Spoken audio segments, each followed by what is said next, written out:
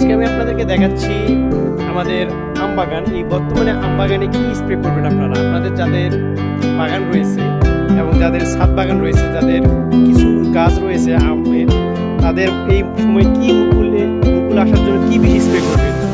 যে অনেক গাছগুলোর ডগা এখনো এরকম আছে, আর অনেকগুলো আবার এরকমভাবে ফুটতেছে, যেন আক্রমণ না করতে পারে।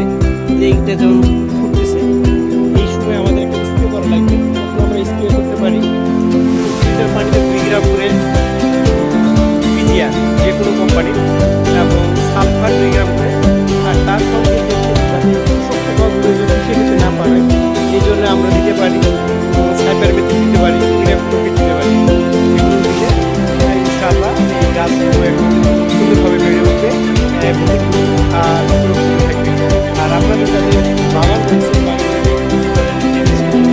পানি নিষ্কাশন ব্যবস্থা ভালো থাকবে, আর আগাছা যেগুলো থাকবে এগুলোকে নিধন করবেন। ইনশাআল্লাহ আপনাদের বাগান সুন্দর থাকবে। আর এই বর্তমানে যে জানুয়ারি মাস চলতেছে, এই জানুয়ারি ফেব্রুয়ারির মধ্যে এই মুকুলটি আসার ব্যবস্থা করতে হবে, কারণ মার্চ মাসে যে মুকুলটি আসে সেই আমগুলো ঝরে যায়, কারণ তখন তাপদাহ চলে, খরার প্রবণতা বেশি থাকে।